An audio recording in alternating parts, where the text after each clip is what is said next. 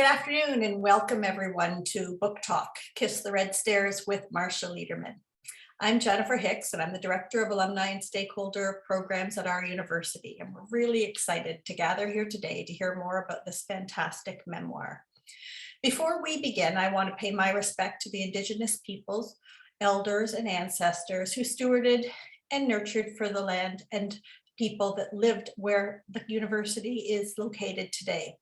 At the university, we have made a real commitment, an important commitment to reconciliation. And I invite you to learn a little bit more about that by visiting online or in person the next time we're able to gather at the campus.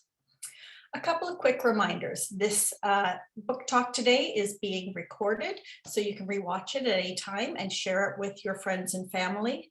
And two, if you have questions for today's speakers during the session, please forward them through the Q&A located at the bottom of the Zoom. Now I'm delighted to introduce you to the author of Kiss the Red Stairs, The Holocaust Once Removed, Marsha Lederman, and the moderator for today's event, Professor Ruth Panofsky. Marsha Lederman is the Western Arts correspondent for the Globe and Mail. Before joining the Globe, Marsha worked for CBC Radio, and she's also worked in commercial radio as a reporter, anchor, and talk show host. More importantly, she is an alum of our university, graduating from the Radio and Television Arts program, and she's also worked as a TA in the School of Journalism. Her first book, Kiss the Red Stairs, The Holocaust Once Removed, will be released next week on May 3rd, and we'll drop a link in the chat so you can pre-order your copy. Welcome back to Book Talk, Marsha. Thank you so much, Jennifer. It's so great to be here. Thank you for inviting me. Thrilled. Ruth Panofsky is a poet, writer, editor, and professor in the Department of English at our university. She teaches Holocaust literature and Canadian Jewish literature. Her publications include the award-winning 2-volume Collected Poems of Miriam Waddington, a critical edition, At Odds in the World, Essays on Jewish Canadian Women Writers, and The Force of Vocation, the literary career of Adele Wiseman. Welcome, Ruth. Thank you, Jennifer. So glad to be here and I'm so happy to have this opportunity to talk to Marsha. Thank you. Hi, Ruth. Hi, Ruth. Marsha. So great to see you. Well, without further ado, I'm going to pass it on to the two of you and take a step back and look forward to enjoying this conversation. Great. Thank you so much. Thanks, Jennifer. So before we start, I wanted to give our audience a little taste of what to expect in your book, Marsha. So just a little bit of background on your memoir. So when you were 5, you asked your mother a simple question that led to a horrifying answer, as you record in your memoir. Sitting in your kitchen, you asked your mother why you didn't have any grandparents, and she told you the truth, which was the Holocaust. Decades later, your parents have died, and you are yourself a mother to a young son, and you begin to wonder how much of that history has shaped your own life.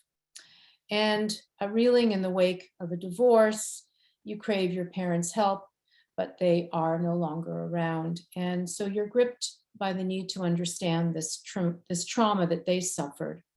And you begin on your own journey into the past to tell your family's stories of loss and resilience. So Kiss the Red Stairs is a compelling memoir of Holocaust survival, intergenerational trauma, divorce, and discovery. And it really is an incredible story, Marsha. Thank you. That means a lot. So now I wanted to, I just have several questions, and then we're going to have time for the audience to pose some questions at the end of our discussion. And please submit them in the Zoom Q&A function. So first of all, what inspired you to write this memoir, Marsha? Well, it started really as sort of a research project for myself. I wanted to know more about what had happened to my parents during the Holocaust and what had happened to their families. And also, I was really interested in some science that was coming out. This was around 2015. And it was looking into intergenerational trauma, specifically in children of Holocaust survivors, and whether that trauma could be passed on not just through nurture, through things happening in the home, but biologically, like at the cellular level.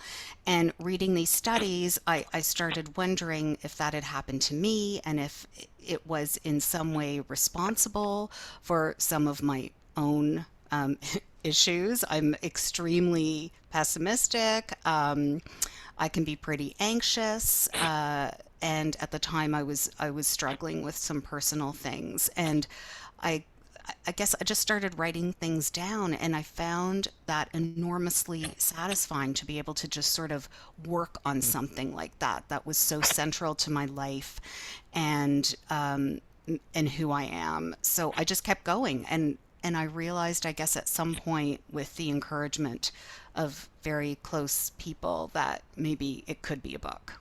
Yeah. I remember when all that epigenetic stuff that you talk about in the book came out in the press.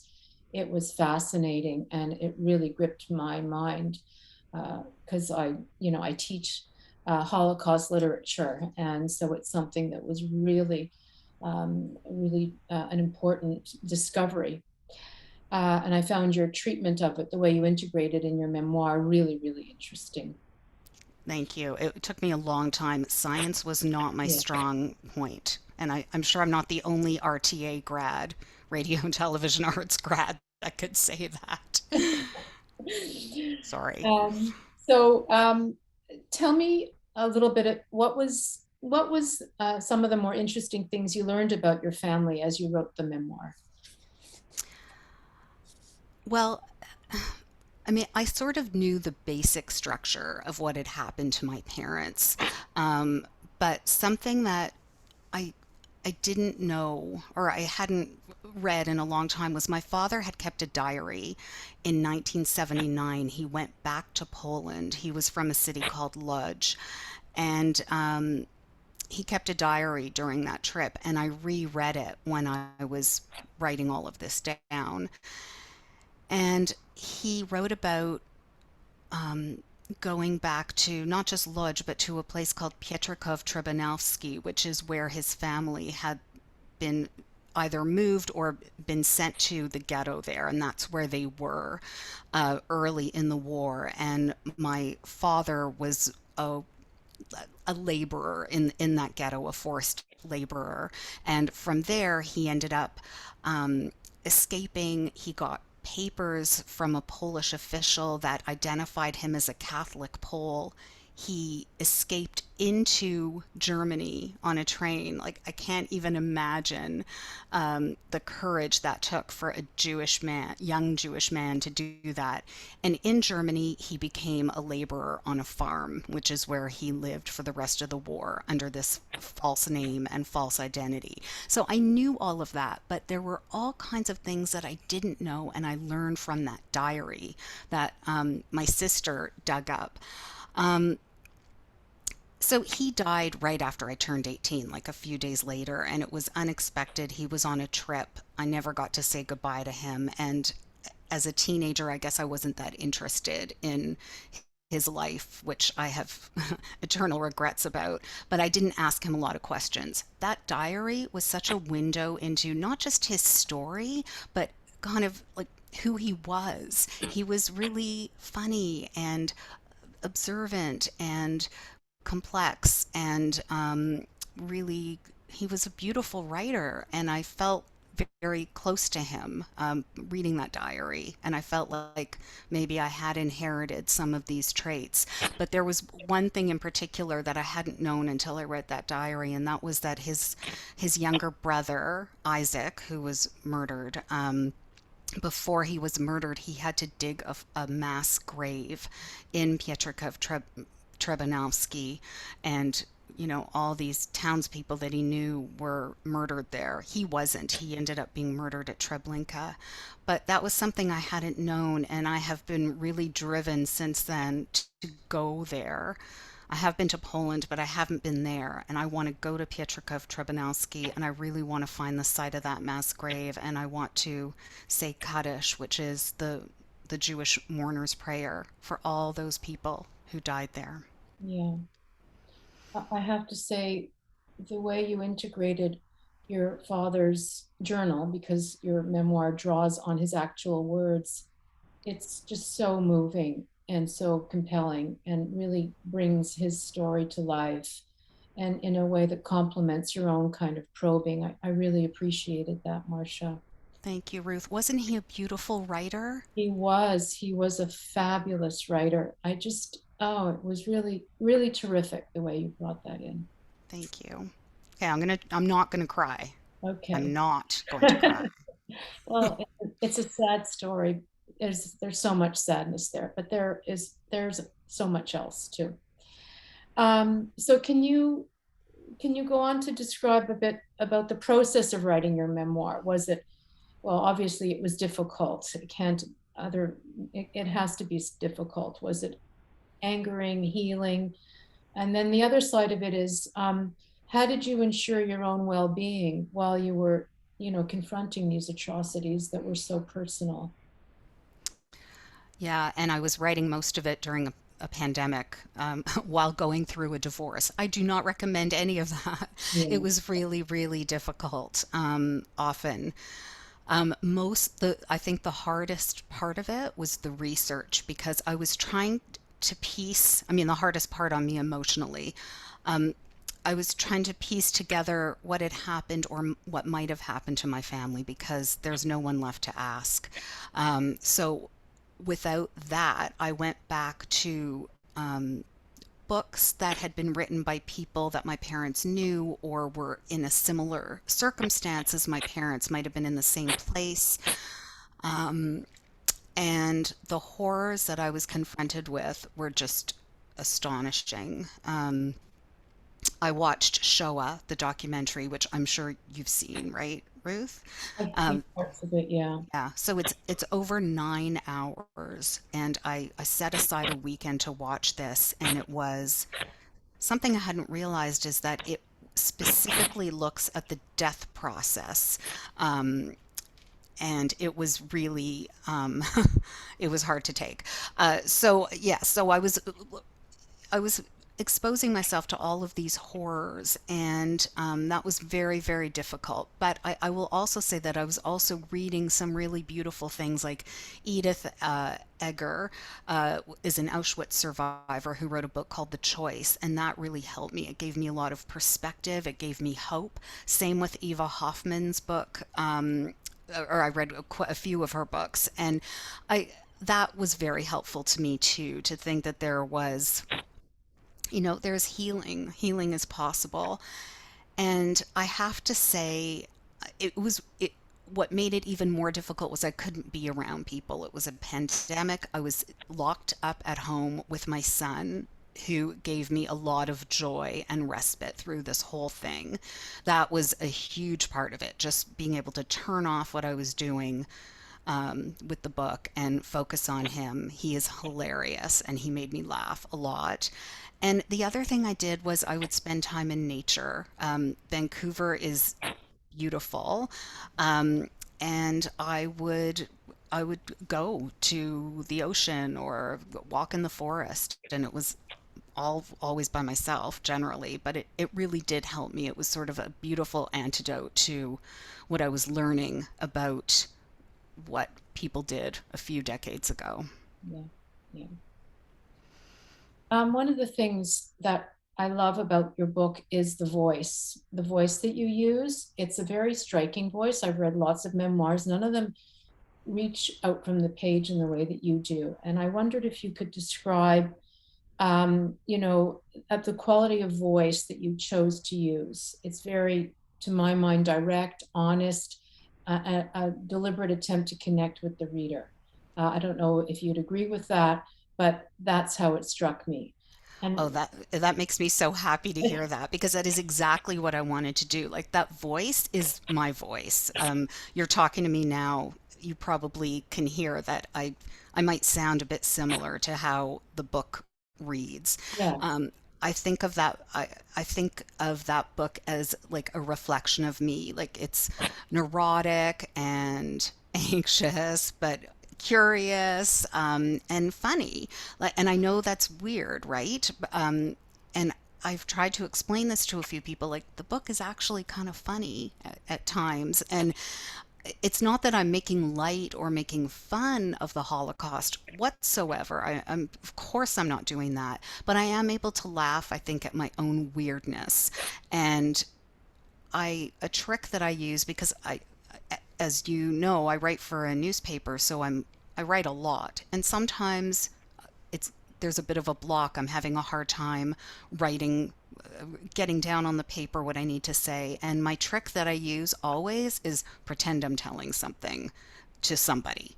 And that's how I wrote the book. I'm telling this story to somebody, you, the reader. And I guess I break that fourth wall a lot Mhm. because I felt like I wanted to be talking to people. When my agent first read it, she said to me, your book is really good company. And that made me so happy because that's really what I wanted it to be. Yes, there are horrors in it for sure. There's some terrible stuff, but I want it to be me telling you a story, me, a friend to you. Well, you draw us along in your story too. Like it even, there's a lot of stuff we learn, but we're learning alongside you. And it's a very warm kind of way to write this narrative, I felt. Thank you. I appreciate that because you know what? It's gutting stuff for Yeah. sure. I know it's really hard to read this stuff. And it's not like I employed any sort of like tactic, like every 5 pages, put some comic relief. It's not like that. I wanted it to be like I'm sitting down with someone and telling a horrible story, but we're still two people in this beautiful world. And let's let's appreciate that beauty. And part of the beauty of life is humor. Yeah, the humor is also a striking feature. And I think it's really important. And it does, there you need to help the reader through, and the humor does that because there's a lot of darkness in the narrative. Um, what do you hope readers will take away from the book, Marsha? Oh, a lot. Well, first of all, I would say like I'm going to appeal to anyone who's watching this right now. If you have parents or grandparents or any older family, ask the questions and write down the answers and like record them with your phone. Like I don't care how you do it. I didn't do that, and I have such strong regrets. The years that I have spent trying to figure out what happened to my parents, I could have figured out during one conversation, sitting down with my mother. So I would say that's a big takeaway. Please talk to your family. Another big takeaway is, we say a lot in this community, never again, that we say as Jews. We're talking about the Holocaust, but never again should there be a genocide. Never again should there be atrocities. And guess what? It's happening all around us. It's happening again. It's happening right now in Ukraine and many other places, and it's about to happen in huge numbers with the climate emergency. So, I want to say that if something like that is happening, and it is, that we all have a responsibility. I feel like I have a special responsibility because of what my parents lived through, but we all have a responsibility to speak up and do something. I don't always know what that means or how to do it, and it's so easy to feel impotent. Like I feel like, what power do I really have? Um, but I just want to encourage people to do what they can. Um, Can I can I give another takeaway? Yes, Do I have yes, time? Okay. yes. I just want to say that if there is trauma in your past, and so many of us have trauma in our past, it that we have maybe inherited through biology or through environment, we've also inherited resilience, and that was something that really came through to me. And my parents survived the Holocaust in part through resilience, mostly through luck and circumstance. Um, but what's amazing to me is that after that, they built their lives up again. They had kids. They moved to a country where they couldn't speak the language. They bought a bought a house. They started a business. They did all of that despite the absolute horrors they had lived through. And I I like to think that along with any trauma they experience that I inherited, I also experience that resilience. So that's, I hope people get that message. And also that even when things are terrible, not always, but often when things are terrible, there's a way to get through it. Healing is possible. I was going through a very hard time when I was writing that book, and today I'm great. Well, I'm okay. Great might be taking it a bit too far. I think we have time for one more question, and I wanted to know whether, the time that you spent at the university, uh, do you think you're carrying it into your life now, and how does it have a particular effect on this book?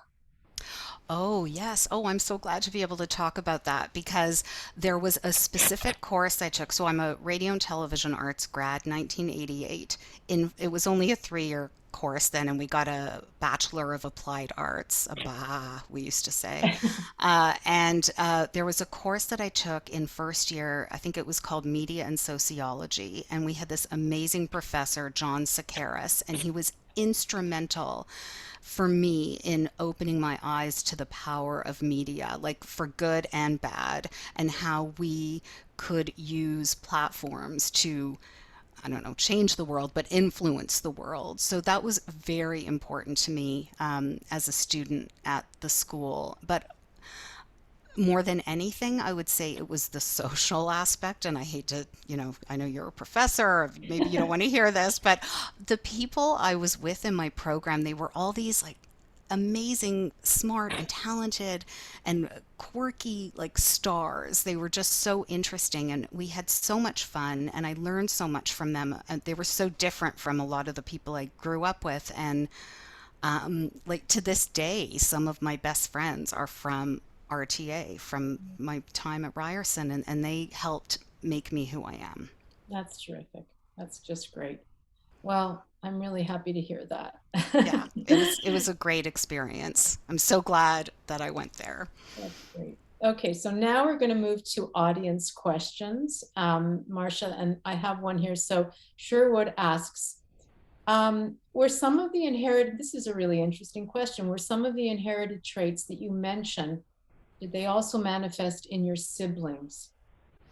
Oh, my siblings. I don't know if they're watching right now, but yeah, I think so. I do. We had very different experiences growing up. So my sisters are 10 and 17 years older than I am. My oldest sister was actually born as a displaced person in Germany. So, she would have been with my parents when the trauma was more fresh. She too would have, emigrated to a country that she was very young, but she had all of those experiences with them. And then my middle sister was born in Toronto as well. I think, my middle sister's probably anxious like I am. They're both extremely curious. They're both huge readers, just like my father was. Um, and we're quirky in different ways, I would say, but we share a lot in terms of interest in this area of history and in our family. In fact, they know much more than I do. They were like my main source of information for this book. And we all laugh so much. I don't laugh more with anyone than I do with my sisters. So I like to think that we all inherited that way of laughing at really horrible circumstances. Yeah, that That's a accounts. great question. I hope my sisters are still speaking to me after I answer that. It accounts for the humor that is just so natural in the book. Um, Thank you. and there's a question here about the significance of the title. I think that's a really good question. What's the significance of the book's title? I absolutely hate to say this, but I don't want to give it away. I want you to read the book because it comes up, and I feel like if I explained it now, it just would not have the same power. But it's, oh God, I don't even know what I can say. It has something to do with my history. Okay, okay, well, Sorry. that's I know fine. that's such a bad, like, That's a bad, good tease. please, We'll wait. please buy the book answer. Lynn asks, how, when, and where did your parents meet? Can you answer that? Yes, I can. So, my mother was liberated on April 1st, 1945. It was Easter Sunday and Passover in a town called Kaunitz, Germany. She had been on a death march with about 700 other women who had been marching there from a satellite camp of Buchenwald. And they were on their way to Bergen-Belsen, and they were liberated by the US Army. Word of several hundred Jewish women, some from Poland, reached about 60 kilometers away in Holsten, Germany, where my father was living on this farm, pretending to be a Catholic Pole. He had revealed himself to the farmer and his family as actually a Jewish person. And he wanted to go down there to see if maybe he could find his sister, Devora, who was a Jewish woman. Unfortunately, Devora was murdered at Treblinka, but instead, my father met my mother, and they got married in Kaunitz and had their daughter, Rachel, my oldest sister, there. And that was a place I was planning to visit in 2020, March of 2020, but I didn't get there. And here's a really good question from Lindsay. What questions has your son asked you about your book? Are there any tough questions to answer for him? Oh, I'm really struggling with that. He's 13. Do I encourage him to read the book? Of course. I've said to him, you can read it. I handed it to him. I think he's nervous about it. A huge thing that I struggle with is I felt like the Holocaust did a lot of damage to me as a child because of the way it was brought into my life and introduced to me. And I don't want to do that to him. I don't want to damage him by scaring the hell out of him by, this happened to your family. And then by extension, what happened to me was, oh, if it happened to them because they were Jewish and I'm Jewish, could it happen to me? I don't want him to have to struggle with that. He hasn't actually asked me very much, believe it or not, but I think I think he will as he gets older, just like I didn't ask my parents very much when I was 13. I hope that he picks up the book on his own and then he'll have me around to ask any follow-up questions that he has. But that's a great question. Yeah. I'll ask just one more. How far do you think from Margaret the inherited trauma from the Holocaust will reach? She says that she sees it in her children in their 20s, the grandchildren of a survivor. What do you think this might mean? That's my huge fear, that my son has inherited this too. Heaven forbid. It seems impossible that he wouldn't, because what happened to my parents has shaped me, and I have shaped him as his mother. And I'm trying really hard to be, normal, if there is such a thing, not crazy, but sometimes I'm a little crazy. And unfortunately, I think he has witnessed that, and I've probably inflicted some of that on him. But I hope that with healing and thought and effort that we can transcend that. It sounds like you're in a really good place, and he's really lucky to have somebody who can share this story with him so openly, and when that happens. So thank you, Marsha, for your answers and for the book. I really appreciate it. Oh, Ruth, thank you so much for your questions. They were so thoughtful, and for reading it so closely. I appreciate that very much. I hate to interrupt this, and Ruth, you and I can see how many questions have come in from the audience. I think Marsha, people are just so interested and just touched by this story and by your story. And I know since you left Ryerson as a with your clinging to that a few years ago, you have been telling stories, and I just want to thank you so much for telling this story and for sharing it with all of us today. We really feel honored that you have joined us, and that we are getting to hear from you about your memoir. Thank you also, Ruth, for joining us today and for sharing your own background and your own wisdom and exploring this topic with Marsha. I think it has been a wonderful half hour, a great book talk, and I really, really appreciate both of you joining us. I do want to let the audience know that you'll get an email from us soon with the link to this recording, and you'll be able to share that with your own friends, as I said, and stay tuned for other similar events. And next week is publication date, and you'll be able to pre-order your book now, Marsha's book now, but have it in your hands by next week. So again, thank you both for joining us, and thank you all for joining us today. Thanks, everyone. Thank you. Bye-bye. Bye.